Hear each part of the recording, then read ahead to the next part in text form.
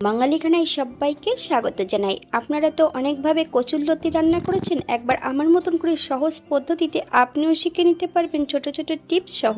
তবে আজকে আমি এখানে কচুরলতি রান্না করব চিংড়ি মাছ দিয়ে। এত সুন্দর হয়েছিল খেতে, আপনি একবার রান্না করলে বারবার রান্না করবেন। বাঙালির অতি প্রিয় কচুরলতি। তবে আজকে আমি এখানে কিভাবে রান্না করলাম চলুন সেটা একবার দেখে নেওয়া যাক ভিডিওর মাধ্যমে। আশা করছি আজকের ভিডিওটি ভালো লাগবে। সকল বন্ধুদের কাছে অনুরোধ করছি সম্পূর্ণ ভিডিওটি দেখার।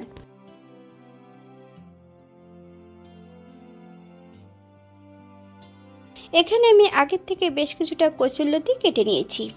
কচুরলতি কাটার পদ্ধতি আমার চ্যানেলে দেওয়া আছে, আপনাদের যদি পছন্দ হয় তাহলে চ্যানেলটি ঘুরে একবার দেখে নেবেন।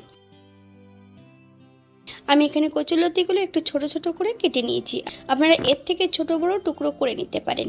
এই পর্যায়ে আমি কচুরলতিগুলো কিন্তু ধুয়ে রেখেছি।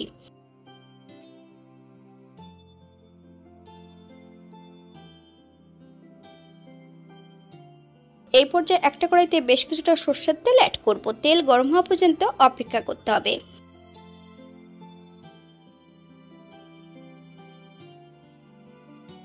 হাফ চামচ কালো জিরে, ফোড়ন থেকে সুগন্ধ পেলে মিডিয়াম সাইজের দুটো পেঁয়াজ সরু সরু করে কেটে নিয়ে অ্যাড করব। 1 চামচ রসুন বাটা, আমি কিন্তু অফ ক্যামেরায় এখানে রসুন বাটাটা অ্যাড করেছিলাম।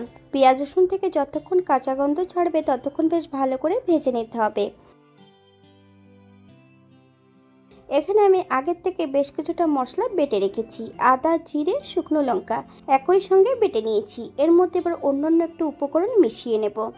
হাফ চামচ হলুদ গুঁড়ো, অফ ক্যামেরায় কিন্তু আমি এখানে সর্ষের তেলটা অ্যাড করেছিলাম।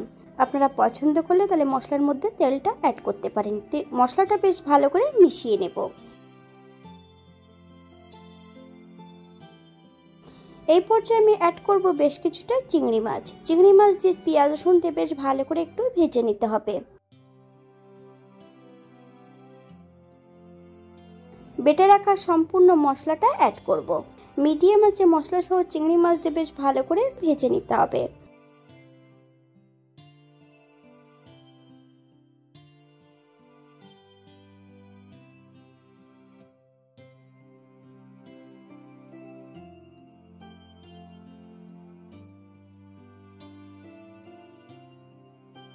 মশলা দেওয়া বাটি থেকে বেশ কিছুটা জল, মশলা থেকে যতক্ষণ তেল না ছাড়ছে ততক্ষণ বেশ মশলাটা ভালো করে কষিয়ে নিতে হবে।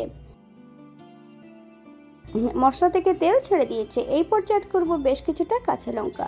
আপনারা যদি পছন্দ করেন তাহলে পরিমাণে বাড়িয়ে দিতে পারেন। কেটে রাখা সম্পূর্ণ কচুরলতিগুলো এই পর্যায়ে অ্যাড করে দেব। মিডিয়াম আঁচে বেশ কিছু সময় রান্না করে নিতে হবে। বাঙালি রান্না ঘরোয়া উপকরণ দিয়ে। আপনাদের যদি রান্নাগুলো পছন্দ হয় তাহলে চ্যানেলটি সাবস্ক্রাইব করে দিয়ে পাশে থাকবেন। পাশে থাকা বেলটি বাজিয়ে দেবেন, নইলে নিত্য নতুন রান্নার নোটিফিকেশন পাবেন না। এই চ্যানেলে বিভিন্ন ধরনের আমিষ নিরামিষ রেসিপি দেওয়া আছে, আপনাদের যদি পছন্দ হয় তাহলে চ্যানেলটি ঘুরে একবার দেখে নেবেন।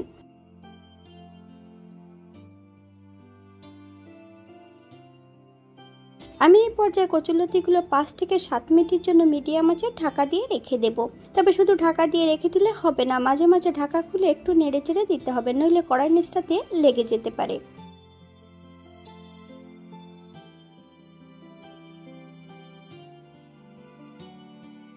সাত মিনিট পর এই পর্যায়ে বেশ আবার একটু হালকা হাতে নেড়ে চেড়ে মিশিয়ে দেব। আপনারা একবার স্ক্রিনের দিকে ফলো করবেন।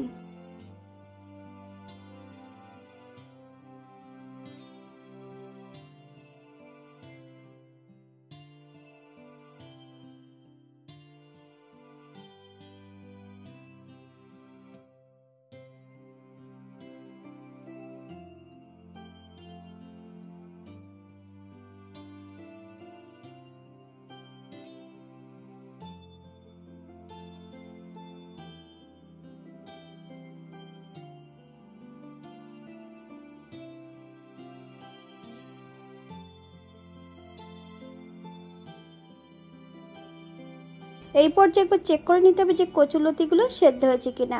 1 চামচ চিনি অ্যাড করব। আপনারা যদি পছন্দ করেন তাহলে পরিমাণে বাড়িয়ে দিতে পারেন। চিনি অ্যাড করার পর বেশ 3 থেকে 4 মিনিটের মতন লো ফ্লেমে রান্না করে নেব।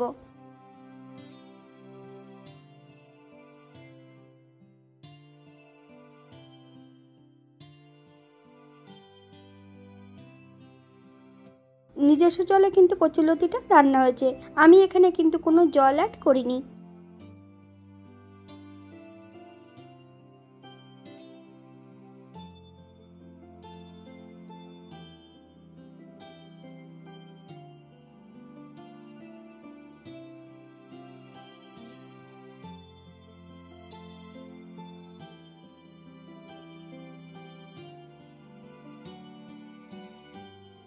এই পর্যায়ে গ্যাসের ফ্লেমটা অফ করে দেবো। আপনারা যদি পছন্দ করেন এখানে গরম মশলা বাটাটা অ্যাড করতে পারেন।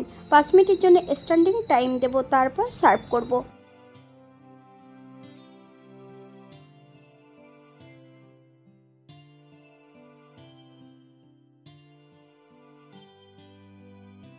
এটা দেখতে যেমন ভারী সুন্দর হয়েছে, এটা গরম ভাতে খেতে কিন্তু অসম্ভব ভালো হয়েছিল। আপনারা একবার বাড়িতে একই পদ্ধতিতে বানিয়ে নেবেন।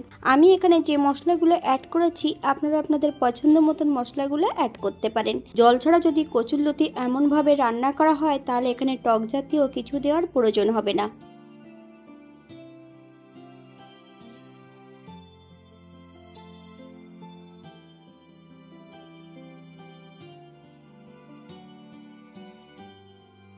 আজকের ভিডিওটি এই পর্যন্ত। সবাই সুস্থ থাকবেন, ভালো থাকবেন। অন্যদিন নতুন ভিডিও নিয়ে আপনাদের সামনে আবার আমি হাজির হব। নতুন ও পুরনো সকল বন্ধুদের অসংখ্য ধন্যবাদ ভিডিওটি দেখার জন্য। হাতে যদি সময় থাকে তাহলে একটা লাইক, কমেন্ট, শেয়ার করবেন।